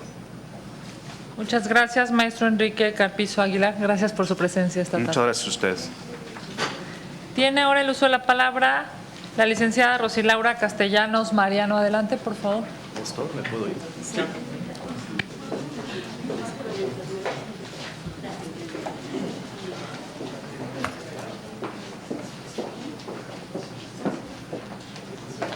Acá, ¿verdad? Sí. Gracias. ¿Cómo está? Buenas tardes. Hola, ¿cómo estás? Bien, qué gusto verte. Gracias. Gracias. Gracias, muy amables. Licenciada Rosilaura Castellanos, bienvenida. Tiene usted el uso de la palabra hasta por 5 minutos, si es tan amable, conforme al formato establecido. Gracias. Gracias. Es un gusto estar aquí con ustedes. Muchas gracias. Esta convocatoria nos importa a todas y a todos porque es una institución que marca la pauta para la defensa y difusión, promoción y justiciabilidad de nuestro país. Yo me voy a permitir leer un poco porque los nervios me pueden ganar y prefiero mejor leer y que ustedes después puedan hacerme preguntas sobre el plan que presenté, sobre la propuesta que ustedes ya tienen. Es un gusto de nuevo estar acá.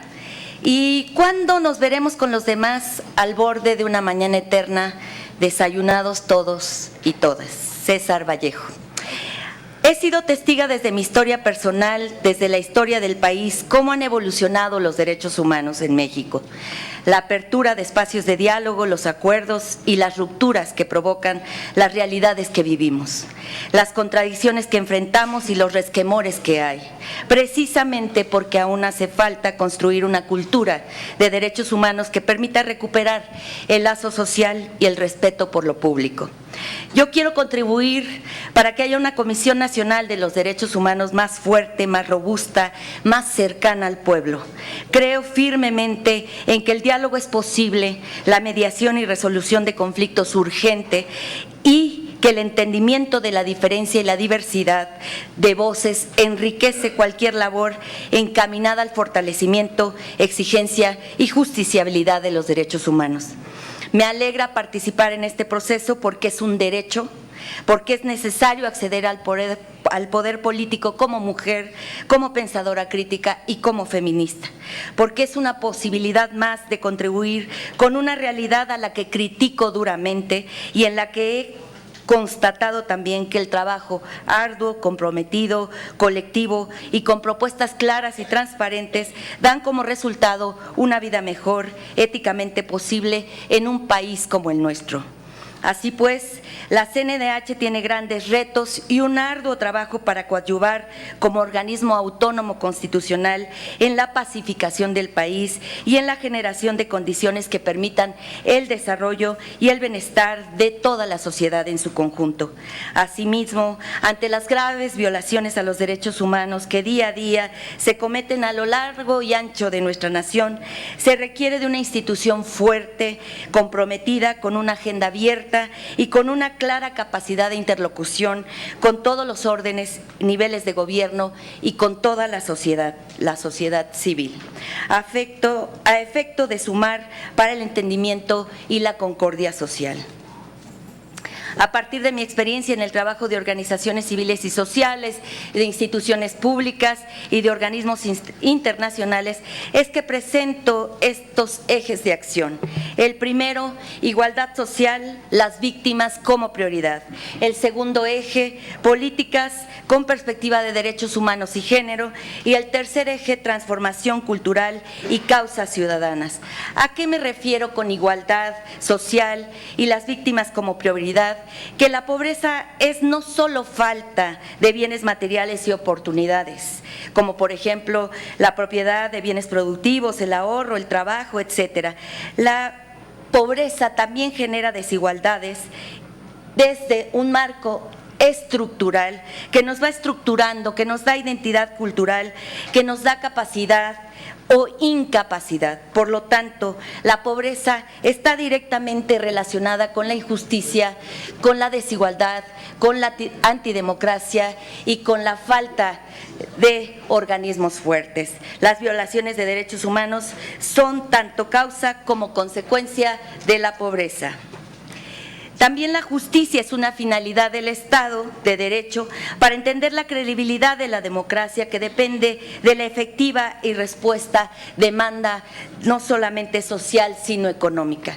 Por lo tanto, hay que crear un sistema integral de derechos humanos, hay que revisar y reformular aquello que ha hecho la Comisión Nacional de Derechos Humanos. ¿Qué ha hecho? ¿Dónde se quedó? ¿Qué hay que fortalecer? ¿Qué hay que reformular? Desde el principio de progresividad. Hay que seguir adelante. ¿De qué manera? ¿Cómo? ¿Iguales para qué? ¿Iguales entre quiénes?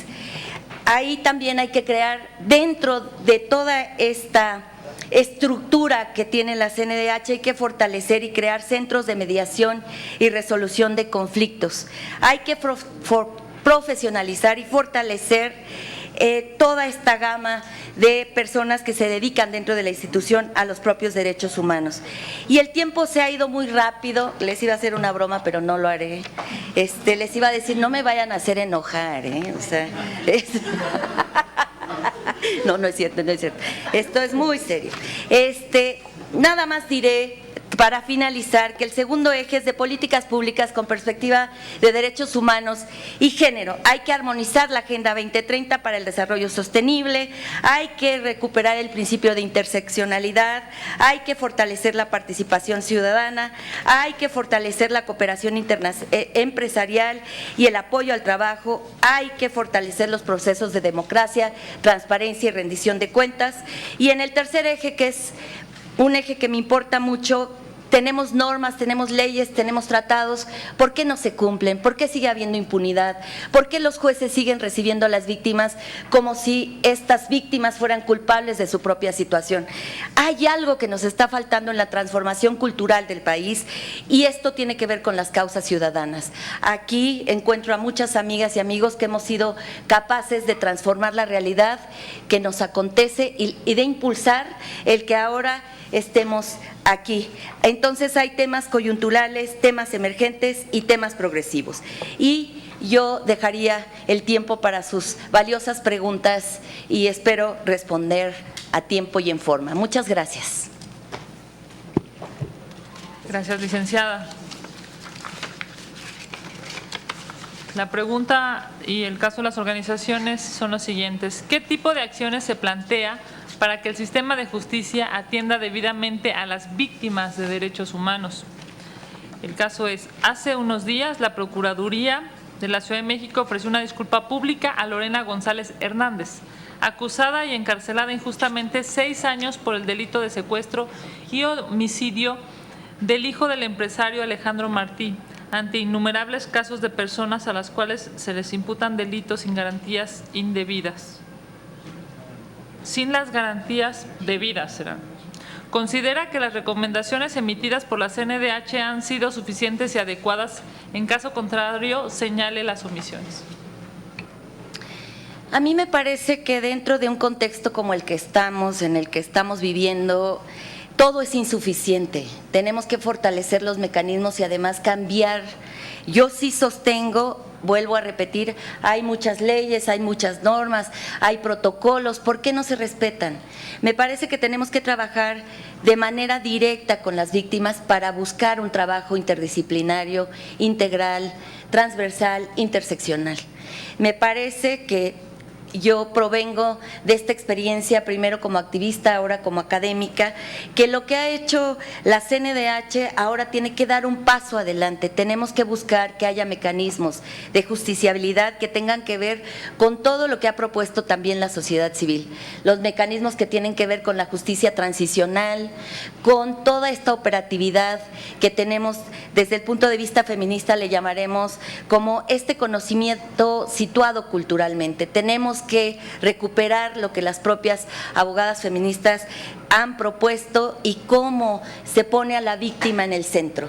Entonces, me parece que una mirada interdisciplinaria es urgente, que se capaciten a los cuerpos de investigación, que sepan también mediar, que sepan desmantelar su propia cultura para que den paso a una cultura de respeto a los derechos humanos. Podría yo citarles, pues tendría que ponerse como el derecho a la integridad personal, la libertad y seguridad personal, todos los mecanismos que ustedes ya conocen, pero me parece que ahora es construir otro tipo de escenarios en los cuales efectivamente esta justicia de la que hablamos y de la que la sociedad civil ha impulsado mucho, pueda tomar otro tipo de rumbo más allá también de lo que ya conocemos y la aplicación de los instrumentos nacionales, internacionales, lo que ustedes ya conocen. Me parece que ahora hay que experimentar con nuevos mecanismos que tienen que hacer una justicia restaurativa, integral, que promueva toda la progresividad de los derechos humanos. Gracias, licenciada. Senador, senadores. Gracias. Bienvenida. Muchas gracias. Vamos a hacer unas preguntas en materia de idoneidad. Claro. Adelante. ¿Ha tenido conflicto de interés en empleos anteriores? No. ¿Cuenta con algún conflicto de interés presente? No. ¿Está involucrada en casos de corrupción o fraude? No. Me reservo para una pregunta al final. Gracias. Gracias. En cuanto a los factores de independencia personal, ¿cuenta con independencia político-partidista y no compromete su actuación en función de alguna afiliación? Totalmente. ¿Cuenta con independencia religiosa? Totalmente. Gracias.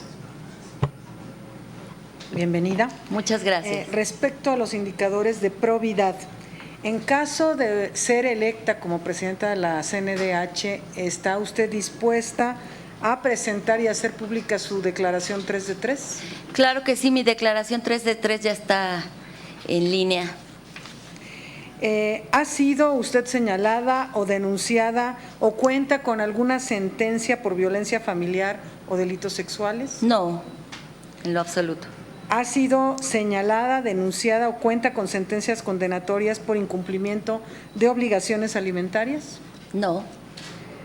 ¿Ha expresado opiniones públicas en medios o en redes sociales contrarias a los derechos humanos? No, en lo absoluto. Gracias. Gracias. Buenas tardes. ¿Cómo está? Con el gusto de recibirla aquí. Muchas gracias.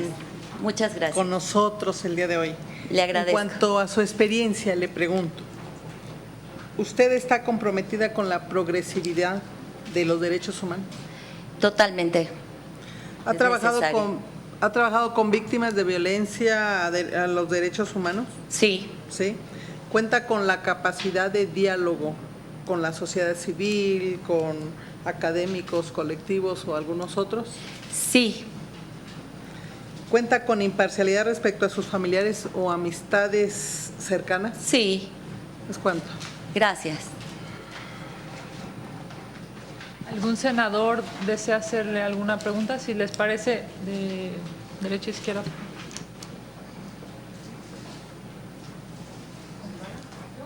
Perfecto. Ahora, en su plan de trabajo usted propone el fortalecimiento de los procesos de democracia, participación, paridad y transparencia.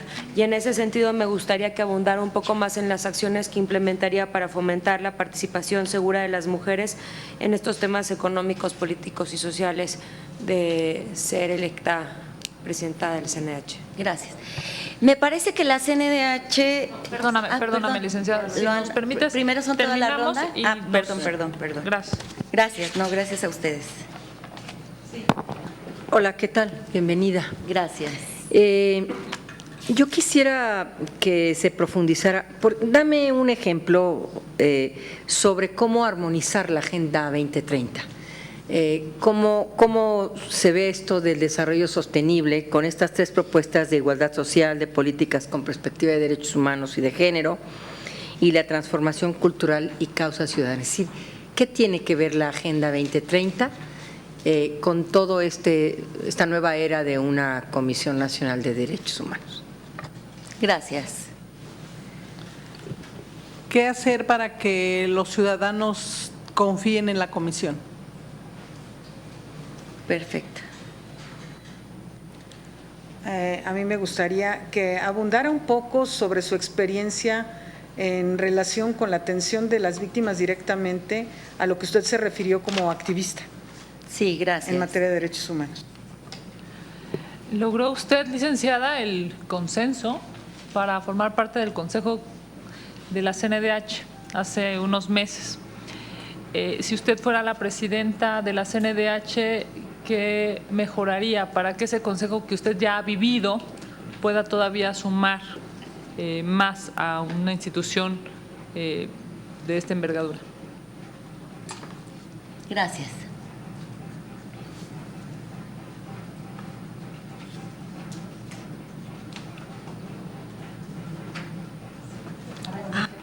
Gracias. Ya iba a preguntar lo del Consejo, pero ya lo preguntó la presidenta de la Comisión, de manera que le preguntaría, díganos 3 acciones en concreto que haría para garantizar, mejorar o generar una condición de mejor protección de los derechos de las mujeres. Si usted fuera titular de la CNDH, muy bien. ¿Cuáles son las 3 acciones llegando a la oficina que usted tomaría? Perfecto. Bueno, ahora voy yo. Bienvenida. ¿Cómo está, Bienvenida. senadora? Mucho gusto. Quisiera preguntarle qué tareas desarrollaría en asuntos relativos a las recomendaciones y conclusiones de la relatoría de los organismos internacionales y los provenientes del examen periódico universal. Nada más, gracias. Licenciada Castellanos, conforme al formato, tendría usted 4 minutos para dar respuesta y cerrar su intervención. A todas y cerrar su intervención. Ahí está el cronómetro a su izquierda. Gracias.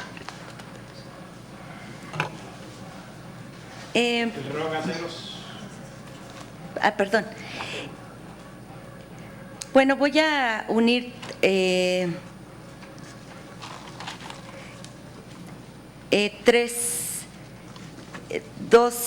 tres de las preguntas, no, más bien 3 preguntas. Voy a retomar el tema del género para ver como ejemplo cómo armonizar la Agenda 2030, cómo haría estas 3 acciones en concreto y qué casos he llevado.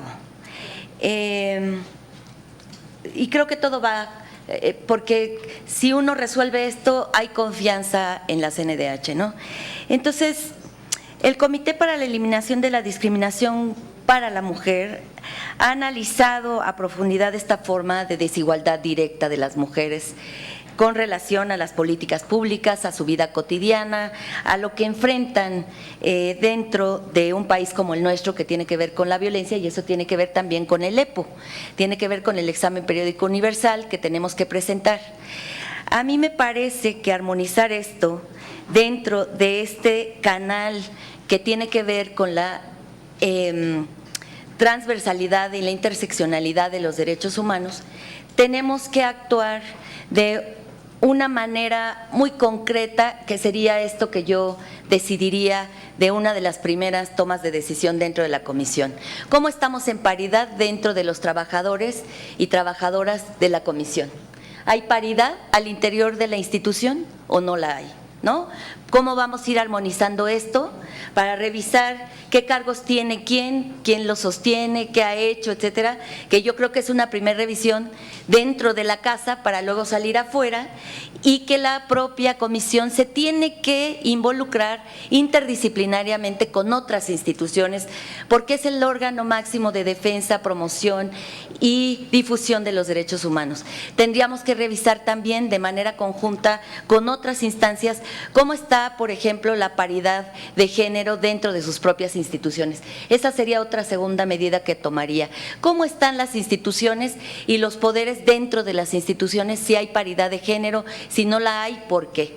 Y la tercera sería la violencia de género en términos del acceso a la participación política, que es un tema que hemos enfrentado mucho. Entonces sería otra tercera vía en la cual yo abonaría para revisar de manera conjunta con las instituciones que tienen que ver con este tema, cómo está garantizando la vida y seguridad de las mujeres que acceden a cargos públicos y que además tienen la valentía de contradecir a veces hasta su cultura para poder avanzar en términos de su representación política. Entonces, yo creo que ahí la agenda que plantea la Agenda 2030, el fortalecimiento de la participación de las mujeres en condiciones también de paridad, pues ahí como que iría esta línea. Dentro de los casos que yo he llevado, que tienen que ver con esto de la vida cotidiana de las mujeres, que tiene que ver con esta parte de la discriminación y la violencia laboral que se ejerció y que se ha ejercido sobre trabajadoras. Lo que hice fue dar este acompañamiento con una de las trabajadoras que acusaba además a una superior, también mujer, que eso nos pone en un entramado muy delicado, porque las mujeres también hemos crecido en esta cultura, también nos hemos permeado de esta hegemonía masculina. Desde ese lugar tenemos que desmontar también esto, tenemos que dialogar, y cuando ese diálogo ya no es suficiente, entonces tenemos que buscar los mecanismos que puedan hacer esta resolución y mediación de conflictos, llevarlo al respeto de las instancias, ¿no? Tratar de agotar todos los instrumentos que tenemos a nuestro alcance para que la víctima se sienta acompañada, se sienta reforzada, sienta que hay alguien que la respalda y que es un trabajo interdisciplinario donde puede haber no solamente una abogada, un abogado, sino también un psicólogo, un psicoanalista, alguien que atienda a la víctima de manera integral, que la arrope y que la pueda acompañar. Y que una cosa que yo creo que tenemos que hacer es revisar esta idea que tenemos también de victimización, dar las herramientas para que la víctima también sepa cómo puede defender sus derechos y cómo puede desmontar también lo que ha vivido para pasar de una supervivencia a una vida digna. Yo creo que espero haber abarcado, y creo que eso daría pues un consejo que tiene que salir a las calles, que tiene que fortalecer su presencia y su cercanía con el Senado, su cercanía con la población que representa, y tendríamos que rendir cuentas y transparentar cómo se toman las decisiones dentro del Consejo, que pueda fortalecer las políticas que de ahí emanan, las recomendaciones que de ahí se revisan y los presupuestos que de ahí también se analizan. Entonces, yo creo que todo esto llevaría como una mirada integral. Muchas gracias. Gracias por estar aquí, licenciada Rosy Laura Castellanos Mariano. Muchas gracias. Buenas tardes. Le solicitamos ahora el uso de la palabra al maestro Michael William Chamberlain Ruiz, si es tan amable, por favor. Gracias, gusto en saludarles.